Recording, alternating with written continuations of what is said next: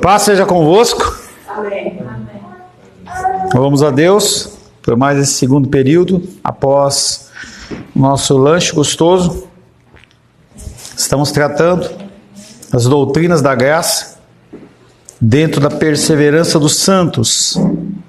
Estamos falando sobre a condição de nós mantermos a nossa fé até o fim, através da manifestação das nossas obras. Finalizamos o primeiro período lendo Marcos capítulo 13, verso 13, que diz que nós seríamos odiados de todos por causa do nome dele, Cristo. Aquele, porém, que perseverar até o fim, esse será salvo. Depois da sua ressurreição, Jesus mandou alguns recados às igrejas da Ásia, que eram igrejas que haviam uma perseguição, em especial por causa do Império Romano. Apocalipse capítulo 2, verso 7. Apocalipse 2:7.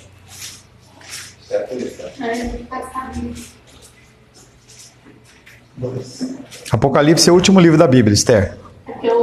Ah, tá. Então tá. Quem tem ouvidos, ouça o que o Espírito diz às igrejas. Ao vencedor, dar-lhe-ei que se alimente da árvore da vida, que se encontra no paraíso de Deus. Nós podemos substituir a palavra ao vencedor, ao que perseverar até o fim, dar-lhe-ei que se alimente da árvore da vida, que se encontra no paraíso de Deus. Quem tem ouvidos, ouça. Entendeu? Apocalipse 2:10. É só para assim. Não temas as coisas que tens de sofrer, eis que o diabo está para lançar em prisão alguns dentre nós, para serem postos à prova, e tereis tribulação de 10 dias, se fiel até a morte, e dar-te-ei a coroa da vida. Ser fiel é ser... Tá? E aí ele vem falando sobre... Ah, pastor, eu não gosto de sofrimento não. Esse negócio de sofrimento não é comigo não. Tá amarrado. Entendeu? Infelizmente, a condição do cristianismo ela tem a ver com sofrimento. Apocalipse, capítulo 2:17. Apocalipse 2:17. Quem tem ouvidos, ouça o que o Espírito diz às igrejas. Ao vencedor, dar-lhe-ei do maná escondido, bem como lhe darei uma pedrinha branca, e sobre essa pedrinha escrito o nome novo, o qual ninguém conhece, exceto aquele que o recebe. Então você não vai ser chamada de Esther, vai ser chamada da menina da pedrinha branca. Mas se você perseverar, tá? Senão você vai encarar o bodão lá, ou então vai cumprir a profecia do Carlos aí. O negócio do Carlos aí, né? Entendeu? Que tem... Não está no escrito, não. Apocalipse, capítulo 2, versos 25 e 26. Repete, eu viajei aqui na pedrinha branca. Apocalipse, capítulo 2, versos 25 e 26. Não somente conservai o que tendes, até que eu venha. Ao vencedor, que guardar até o fim as minhas obras, eu lhe darei autoridade sobre as nações. Conservar, no verso 25, e guardar, perseverar. Apocalipse 3:5. O vencedor será assim, vestido de vestiduras brancas, e de modo nenhum apagarei o seu nome do livro da vida. Pelo contrário, confessarei o seu nome diante de meu Pai e diante dos seus anjos. Toda vez que você começar a ver uma mensagem na Bíblia que ela se repete, é porque tem que dar importância àquilo, ou porque é urgente. Então, quando a gente vê, por exemplo, a repetição lá diante de José do Egito, da visão de Faraó, sonho de Faraó, ele fala, é urgente. Quando você vê ele mandando o mesmo recado e falando a mesma coisa para todas as pessoas, para as igrejas, a gente vê que isso é uma coisa que é importante, não é uma coisa que tem que ser descartada. Apocalipse 3, 5 já foi lido, Apocalipse 3, versos 11 e 12.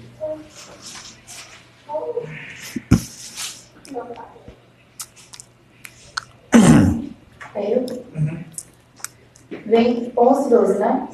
Venho sem demora, conserva o que tens, para que ninguém tome a tua coroa. Ao vencedor, pá-lo-ei coluna no santuário do meu Deus, e daí jamais sairá. Gravarei também sobre ele o nome do meu Deus, o nome da cidade do meu Deus, a nova Jerusalém que desce do céu, vinda da parte do meu Deus, e o meu novo nome. E Apocalipse 3, 21. Ao vencedor, Dar-lhe-ei. dar-lhe-ei sentar-se comigo no meu trono. Assim como também eu venci, eu me sentei, como meu Pai no seu trono. Todos os versículos que nós lemos, que estão no Apocalipse, ele vem falando exatamente sobre a condição da perseverança, como uma necessidade que tem que partir primeiramente de Deus e depois de mim. Por falar em de mim, estou vendo ali o adesivo no carro do cara lá, Quinca. Será que vai ser o apelido do... Joga lá, o Quinca lá. Isso é o que pretendemos dizer quando falamos em necessidade de perseverança. A afirmação de que temos de perseverar, ou seja, é uma ação minha. Sempre receber a palavra, ele fornece a palavra, ele fornece a fé, e aí nós temos que usar isso como uma forma de nós crescermos e nós fincarmos as nossas raízes no solo bom. No entanto, um esclarecimento é conveniente. Perseverar na fé não significa que os santos não passam por tempos de dúvida, trevas espirituais, falta de confiança nas promessas e na bondade de Deus. Não existe cristão que não se abala. É algo que nós temos que ter como um alvo que nós temos que buscar. Mas a nossa vida é cheia de altos e baixos. Em algum momento você pode até ficar um pouquinho mais longe, mas você volta. A diferença do cristão é essa. Ele tem os momentos de dúvida, tem lutas, dificuldades que vêm às nossas vidas que elas parece que nós não vamos suportar. E nesse momento é o momento em que realmente a gente é fortalecido e nós retomamos a caminhada. Então é a grande diferença do crente e não crente. Perseverar na fé não significa que os santos não passam por tempos de dúvida, trevas espirituais e falta de confiança nas promessas e na bondade de Deus. Marcos capítulo 9, verso 24.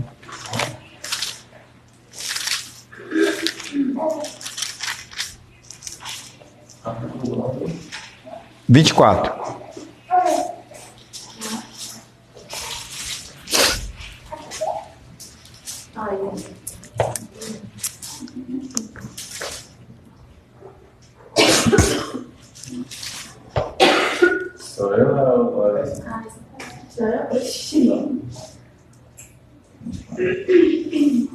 Imediatamente o pai do menino exclamou com lágrimas: Eu creio, ajuda-me na minha falta da fé. Falta de fé. O que está acontecendo aí? Um filho, um pai.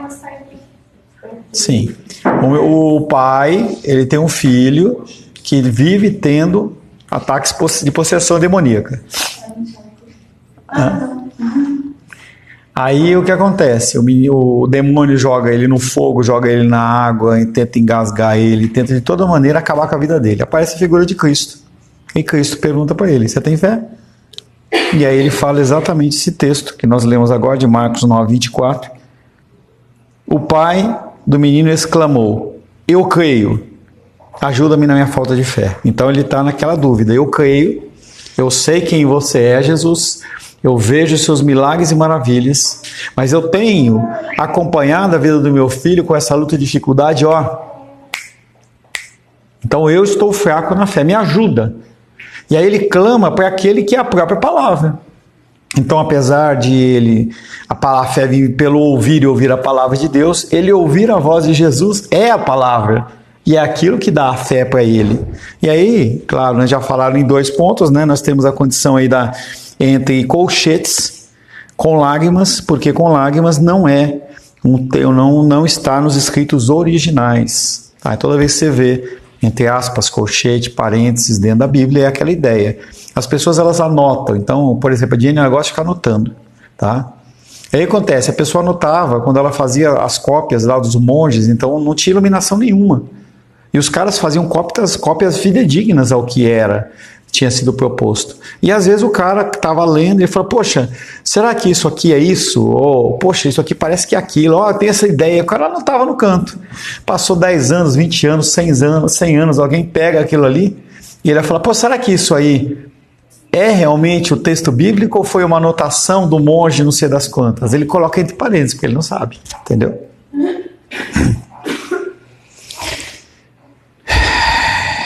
Incredulidade, ele pode existir com uma fé verdadeira, por mais que isso pareça contraditório. A minha falta de fé, ela pode coexistir com uma fé verdadeira, por causa das dificuldades dos momentos. Portanto, o que queremos dizer quando afirmamos que a fé tem de perseverar até o fim, é que nunca chegaremos a um ponto de renunciar a Cristo, com tal dureza de coração que nunca mais retornemos. Mas, em vez disso, somente provaremos que fomos hipócritas por um tempo na fé que nós declaramos professar. Então, apesar dessa condição de dureza de coração ela existir, ela não chega a um limite tal que você venha a abandonar a sua fé. E aí fala-se sobre Apocalipse a condição de que no fim dos tempos, a luta vai ser tão grande, tão amarga, tão difícil, que até que se o Senhor não tivesse abreviado aquele tempo, se possível fosse, e não é uma figura de linguagem, se possível fosse, até os eleitos se perderiam e não podem se perder.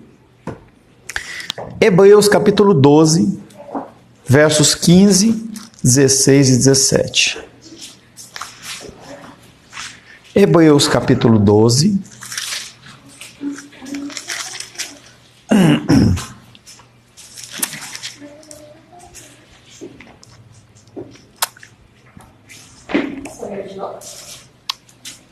quem que leu por último?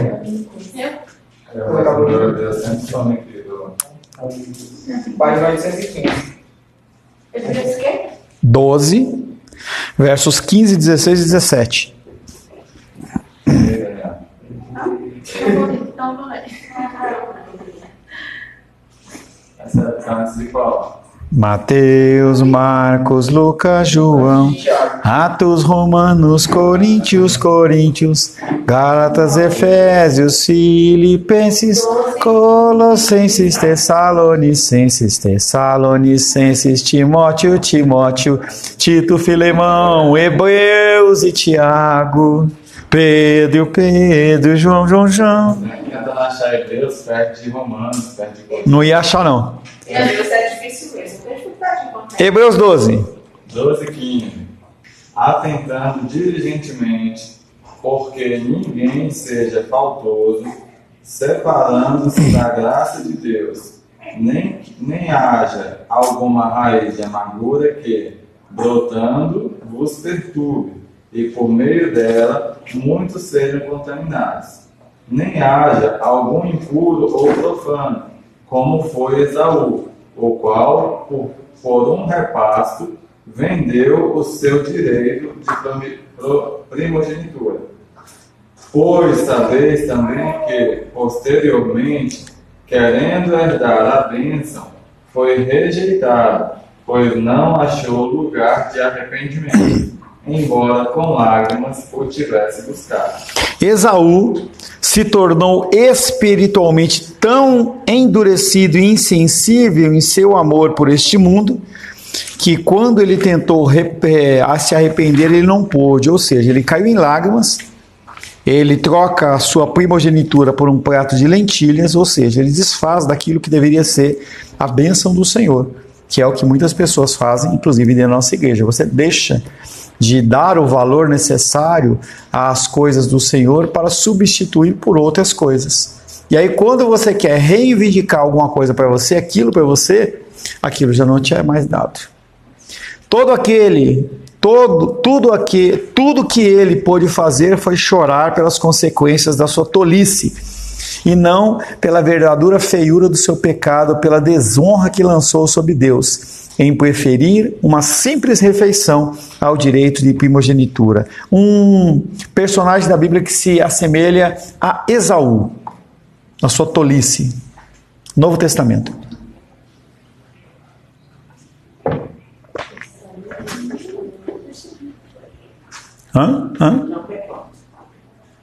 Uma pessoa que trocou uma bênção, Judas, ele troca a bênção do Senhor de ser o discípulo amado, ou um discípulo, né, porque o discípulo amado era João, trocou a posição de um discípulo, de uma pessoa que estaria escrita na história, talvez escrevendo livros e tudo mais, simplesmente porque ele não concordava com o que estava acontecendo. E ele vende aquilo não por um prato de lentilhas, mas por 30 moedas de prata. Independente da profecia que havia sobre a vida dele, ele optou pelas moedas de prata ao invés da bênção do Senhor. E aí você tem que trazer sempre o contexto da palavra para as nossas vidas, para ver o que você está fazendo com aquilo que se chama-se tempo. Tenho me questionado bastante em relação a isso. O tempo, ele não é algo que volta atrás. O tempo, ele é finito, ele não é infinito, apesar de a gente não perceber isso. O tempo, para nós, dentro da nossa condição terrena e carnal, ele é finito. Depois, na eternidade, ele muda de configuração, mas aqui nós temos um tempo. Aquele que perseverou até o fim, ele vai receber o bênção do Senhor. E nós lemos vários textos lá em Apocalipse falando exatamente sobre essa condição. Por outro lado, o Novo Testamento se esforça para nos assegurar que não desesperemos pensando que o desvio e a inconstância no pecado é um caminho sem volta. E muita gente acha isso. Quando a pessoa olha para ela não vê nenhuma saída e nenhuma solução, porque a justiça dela é maior do que a justiça de Deus. Ele acha, e eu já encontrei várias pessoas dentro de aconselhamento, em que a pessoa, Deus perdoa ela, mas ela não se perdoa. E ela fala, não, eu tenho que fazer mais isso, eu tenho que fazer aquilo outro, eu tenho que orar mais, eu tenho que jejuar mais, eu tenho que ir mais no monte. E a pessoa fica criando o quê? Condições, sendo que a salvação é incondicional. Por mais que você queira, e quando você faz isso, é ridículo. Eu estava tenho acompanhado um pouco uma sériezinha que fala do aeroporto, área restrita. Então mostra os caras entrando lá. Às vezes quando eu vejo um takezinho lá, aí mostra o cara entrando lá na área restrita lá e querendo enrolar os fiscais. Mas ele não consegue. Por mais que ele fale, por mais que ele invente, por mais que ele faça qualquer tipo de falcatrua ali, ele vai ser pego, ele vai ser fiscalizado. A condição não é a mesma. A pessoa ela poderia ter agido de uma forma diferente, mas não agiu. O Novo Testamento se esforça para nos assegurar que não nos desesperemos, pensando que o desvio e inconstância do pecado é um caminho sem volta. Por isso que muitas igrejas têm tantas atividades. De manhã, de tarde, de noite. Sábado, segunda, terça, quarta, quinta, sexta, sábado, domingo, segunda. Tem que estar na igreja. Porque se você estiver fora da igreja, você está como se estivesse contaminado. É possível arrepender-se e retornar. Esse processo de desvio e retorno está incluído no tema que nós estamos meditando, que é a perseverança dos santos. Tiago, capítulo 5, Hebreus e Tiago. Tiago 5, 20. Sabei que aquele que converte o pecador do seu caminho errado salvará da morte a alma dele e cobrirá a multidão de pecados. O que o apóstolo Tiago está falando é: meus irmãos, se algum entre vós se desviar da verdade e alguém o converter, sabei que aquele que converte o pecador do seu caminho errado salvará da morte a alma dele e cobrirá a multidão dos pecados. Ou seja, quando há exortação da parte de quem quer que seja, da parte eu normalmente, né? Entendeu? O objetivo aqui é fazer com que você desperte para a condição sua do pecado que você está vivendo e você possa se arrepender e voltar à condição. Não há essa condição de eternamente você não tem mais saída. Não existe isso. Tiago não, 1 João, Pedro, João, 1 João 5, versos 16 e 17.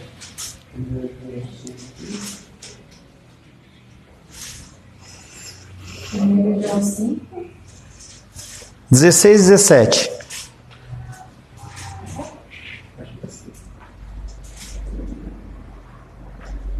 Se alguém vir a seu irmão cometer pecado, não para a morte, pedirá e Deus lhe dará vida aos que não pecam para a morte. Há pecado para a morte, e por esse não digo que vós. Toda injustiça é pecado, e há pecado não para a morte. E não me pergunte o que é pecado para a morte, que me fez essa pergunta no sábado e eu não sabia te dizer. Posso até pensar em pesquisar isso aí, mas com certeza é um pecado que tem a ver contra o Espírito Santo, ou o pecado de você não ser perseverante dentro do tema que nós estamos meditando.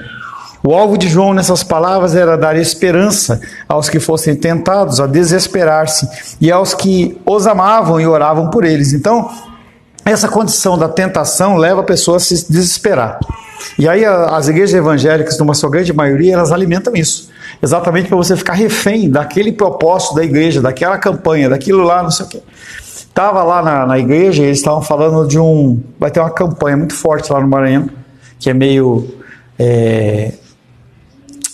aquela jornada, Marcha para Jesus, lá vai ter um negócio lá, e eu olhei para um dos pastores e eu falei assim, eu meio que perdi a confiança nesse tipo de coisa, porque você leva a palavra de uma maneira, a revelia para todo mundo, milhões ou milhares aceitam, mas não tem acompanhamento, a pessoa não tem um discipulado, nada, então a pessoa ela fica solta, então ela acha que ela está salva, porque ela fez uma confissão, está dentro de um ambiente espiritual, com louvor, com não sei o que e tal, até ganha uma Bíblia, mas aí será que o cara é salvo? Será que ele realmente é um solo bom? E se você não trabalha essa condição na vida das pessoas, a pessoa ela pode realmente se enganar por toda a vida dela e encontrar um tempo de julgamento na glória que vai ser bastante amargo. João começou a sua epístola da maneira que a terminou, então eu vou ler de novo, tá? Vou pedir para ler de novo. João capítulo... Quem que é que vai ler agora? Diene vai ler. 1 João... Quem é? Menízia. Menízia vai ler 1 João 1, 8 e 9. E a Diene vai reler 1 João capítulo 5, versos 16 e 17. Você vai ver que o apóstolo João, dentro dessa epístola, ele começa da mesma maneira que ele termina. Vamos lá. Se dissermos que não temos pecado nenhum, a nós mesmos nos enganamos, e a verdade não está em nós. Se confessarmos os nossos pecados, Ele é fiel e justo para nos perdoar os pecados e nos purificar de toda injustiça. 5, 16 e 17. Se alguém vir a seu irmão cometer pecado, não para a morte, pedirá, e Deus lhe dará vida aos que não pecaram para a morte. Há pecado para a morte, e por esse não digo que rogue. Toda injustiça é pecado, e há pecado não para a morte. Portanto, quando falamos da necessidade e da certeza da perseverança, não queremos dizer perfeição. Então entenda que perseverança não quer dizer perfeição. Essa visão de que a pessoa ela anda com uma auréola na cabeça e nada a ataca, ela é muito mais uma postura farisaica do que realmente a postura cristã, em que você quer mostrar para as pessoas que você não comete nenhum pecado, nenhum erro.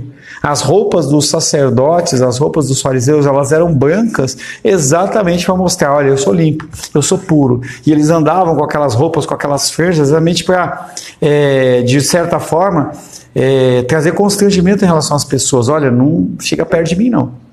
Aquela figura do fariseu entrando no templo, eu não sou que nem o publicano. Eu jejuo, eu pego meu dízimo, eu faço isso, eu faço aquilo. A figura externa para ele é o mais importante. E muitas igrejas falam sobre essa figura externa, que não é algo a ser descartado, mas não é o mais importante. Temos de guardar em mente tudo o que já vimos até aqui nesse livro. Pertencer a Cristo é uma realidade sobrenatural, produzida por Deus e preservada por Ele. Jeremias 32:40.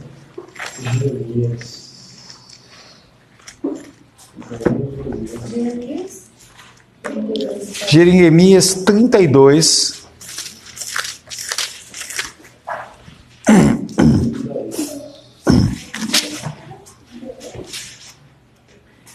Farei com eles aliança eterna, segundo a qual não deixarei de lhes fazer o bem, e porei o meu temor no seu coração, para que nunca se apartem de mim.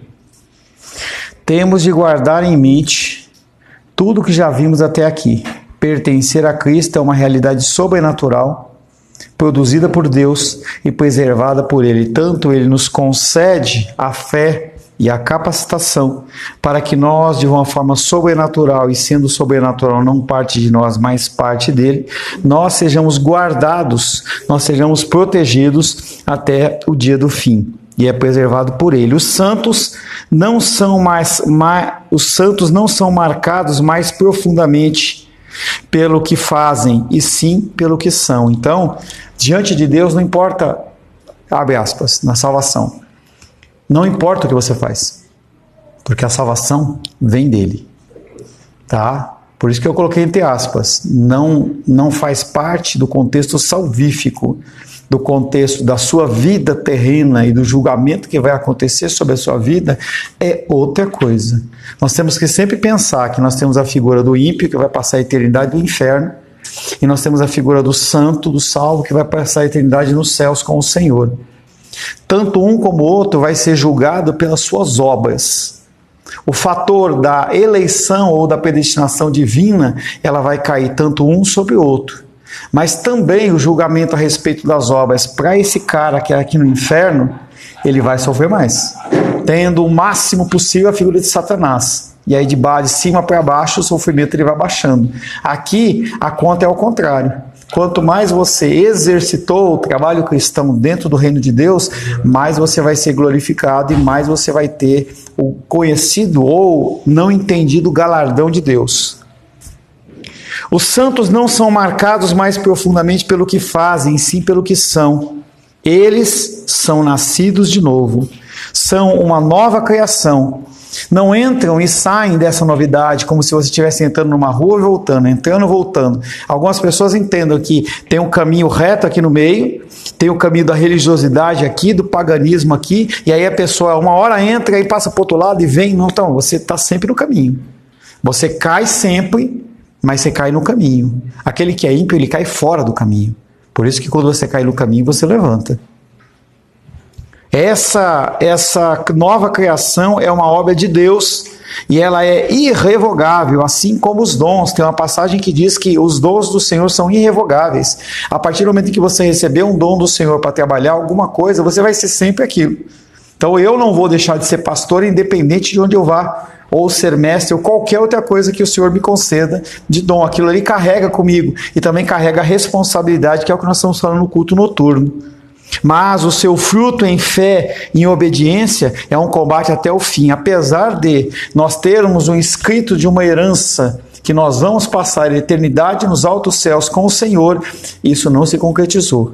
E quando nós vimos sobre escatologia, fim dos tempos, há uns 5 anos atrás, talvez algumas pessoas nem estivessem aqui, nós temos a condição de uma coisa chamada o já e ainda não. Eu já sou salvo, mas ainda não sou. Porque a concretização da salvação, ela vai ser apenas no dia do juízo do Senhor. E a perseverança diz, o combate, ele será realizado, e a grande certeza nossa, não vamos perder esse final. Não vai ser perdido. A vitória, ela é garantida pelo sangue de Jesus. Amém, queridos? Tem vários tópicos ainda, mas eu não vou entrar no próximo não, porque senão a gente avança bastante. Senhor, te louvamos por esse tempo na tua presença, pela leitura da tua santa e bendita palavra, pela tua graça, pelo teu amor. Que nós possamos, Pai querido, ser perseverantes até o fim, que nós possamos ser solos bons, que nós possamos dar frutos, Pai, 30, 60 e 100 por um. Teu nome seja glorificado através das nossas atitudes e naquele dia sejamos encontrados como filhos e filhas amadas em quem o Senhor tem prazer. Oro em nome de Jesus. Amém. Graças ao nosso bom, querido e amado Deus.